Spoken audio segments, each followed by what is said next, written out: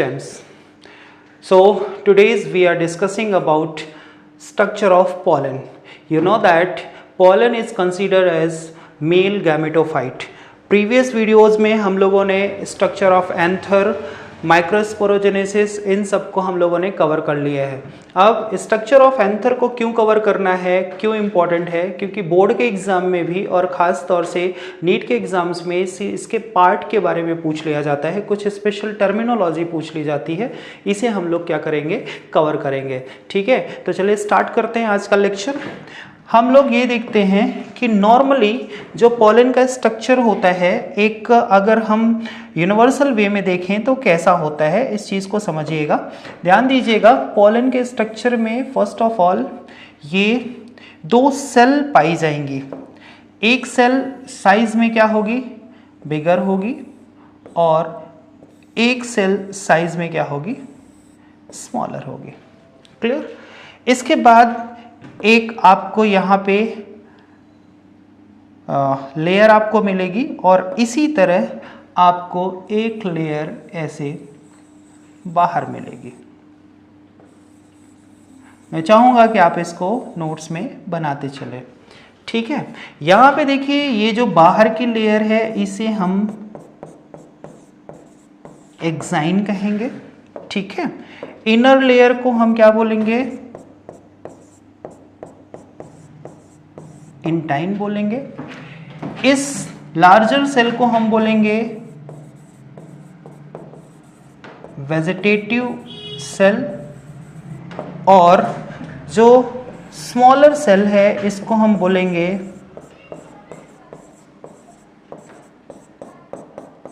Reproductive cell और germ cell.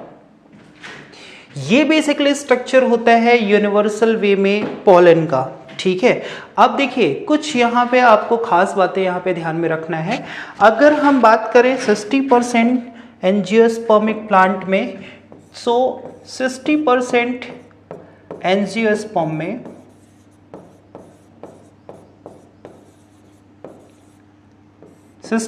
Angiosperm में जो आपको पॉलन का स्ट्रक्चर दिखेगा वो कुछ इस तरह से दिखेगा। ठीक है, अभी हम 60% एंजियोस्पर्म की बात कर रहे हैं। 60% एंजियोस्पर्म में जो पॉलन का स्ट्रक्चर दिखेगा वो बेसिकली इस तरह दिखेगा। अब इसमें चलिए इसके पार्ट्स के बारे में थोड़ा सा देख लेते हैं। ध्यान रखिएगा, इसका जो अपर पार्ट होता है दैट इज एक्साइन, और बेटा जो एक्साइन होता है इसमें स्पोरोपोलिन नाम का एक बायोलॉजिकल सब्सटेंस होता है, और ये बायोलॉजिकल सब्सटेंस इतना रिजिड सब्सटेंस होता है जिसकी वजह से ये पॉलन को क्या करता है, प्रोटेक्ट करता है। इसी स्पोरोपोलिन की वजह से पॉलन वायबिलिटी क्या होती है, इंक्रीज होती है। क्या होता है पॉलन वायबिलिटी, ये हम लोग आगे देखेंगे। ठीक है, तो यहाँ पे आपको ये जो टर्मिनोलॉजी हमने दिया, कौन सा, स्पोरोपोलिन, इस स्पोरोपोलिन को आपको क्या करना है, याद करके रखना है। नेक्स्ट हम लोग देखते हैं इंटाइन। तो इंटाइन जो होता है बेटा, ये सेलुलोज और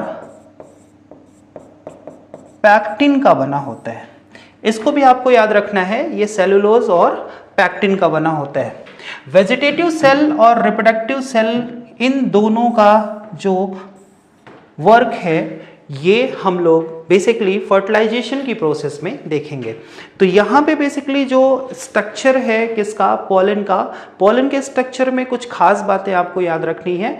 जो आउटर लेयर होती है which is known as exine and contain sporopollenin. Sporopollenin is the hardest biological material which help in to maintain pollen viability. ये इतना हार्ड मटेरियल होता है कि ह्यूमिडिटी, टेम्परेचर, हीट और शॉक, इन सब से क्या करता है, पॉलन को प्रोटेक्ट करता है। ठीक है, तो ये कुछ खास बातें हैं जो आपको पॉलन के बारे में याद रखनी है। उसके बाद देखिए एंटाइन के बारे में अगर हम देखें तो एंटाइन के बारे में, एंटाइन में क्या होता है, सेलुलोज होता है और पैक्टिन होता है। तो बेसिकली एंटाइन जो बना होता है वो सेलुलोज और पैक्टिन से बना होता है। अब यहाँ पे कुछ खास बातें आपको याद रखनी है, जैसे अगर मैं 40% की बात करूं, अगर मैं 40% एंजियोस्पर्म की बात करूं,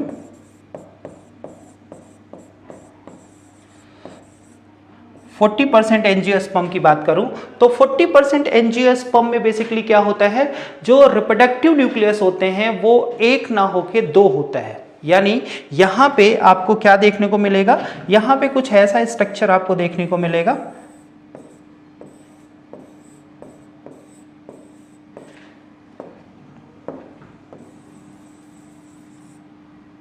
ये स्ट्रक्चर कुछ ऐसा देखने को मिलेगा। अब आप देख रहे हैं सारा पार्ट वही है, exine, intine, vegetative cell and reproductive cell या जर्म सेल। बट यहां पे जो आप देख रहे हैं ये जर्म सेल जो है, जर्म सेल जो है इनके नंबर कितने हैं, 2 हैं। ठीक है, अब इसका जो है, इसका फर्टिलाइजेशन के टाइम में मैं आपको बताऊंगा कि जो सेकेंड जर्म सेल है वो क्या करती है। ठीक है, फर्स्ट जर्म सेल सिनगैमी में पार्टिसिपेट करेगी और सेकेंड जो जर्म सेल है वो ड्यूअल फर्टिलाइजेशन या ट्रिपल फ्यूजन में क्या करेगी, पार्टिसिपेट करेगी।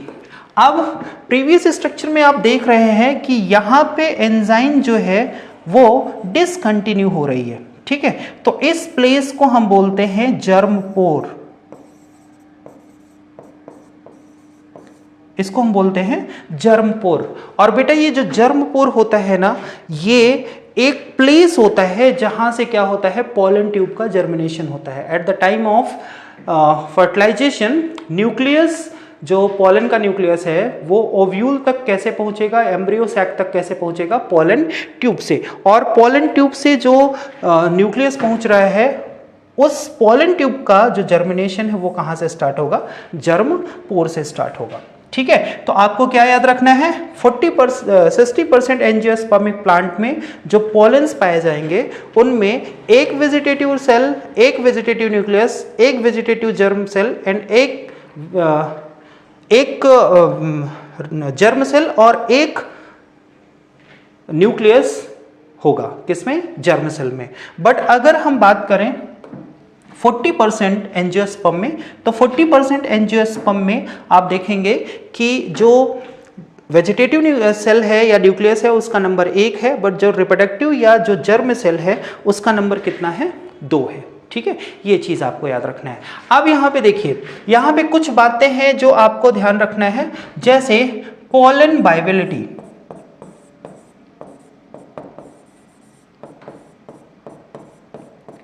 पॉलन वाइबिलिटी, अब देखिए पॉलन वाइबिलिटी का मतलब क्या होता है। पॉलन वाइबिलिटी का मतलब होता है एक ऐसा सर्टेन टाइम पीरियड जहां पे पॉलन जर्मिनेशन के लिए रेडी होता है, या आप कह सकते हैं कि the pollen is capable for germinate a pollen tube is known, this period is known as pollen viability.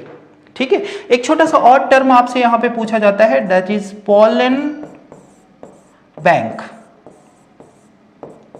ठीक, देखिए पॉलन बैंक क्या होता है, यू नो दैट कि हम लोग क्या करते हैं, फर्दर रेफरेंस के लिए कुछ पॉलेंस, ओव्यूल्स, इन सबको क्या करते हैं, या बायोलॉजिकल मटेरियल्स को हम लोग क्या करते हैं, प्रिजर्व करके रखते हैं। ठीक है, जैसे आपने सुना होगा कि एरिया 51 में, अमेरिका के एरिया 51 में जितने भी बायोलॉजिकल सब्सटेंस हैं, चाहे स्पर्म हो, ओवम हो, इन सबको क्या किया गया है, क्रायो प्रिजर्वेशन में प्रिजर्व करके रखा गया है फ्यूचर रेफरेंस के लिए। तो इसे हम क्या कहेंगे, collection of pollens is known as pollen bank. अब कई बार ये पूछा जाता है कि पॉलन बैंक में पॉलन का जो प्रिजर्वेशन है वो किस पे किया जाता है, तो याद रखिएगा इसका जो प्रिजर्वेशन है उसे हम कहते हैं क्रायो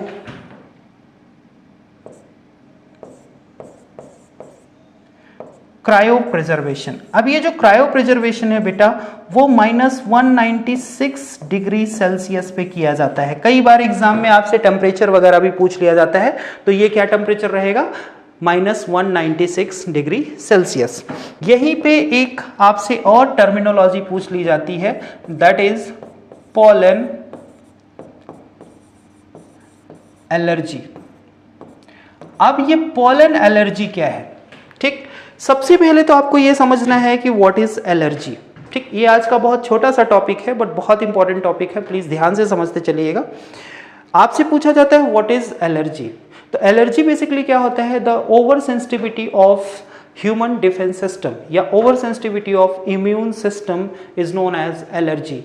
और जब ये ओवर सेंसिटिविटी किससे कॉज हो? किसी स्पेशल टाइप के पॉलन से कॉज होती है, तो इसे हम क्या कहते हैं?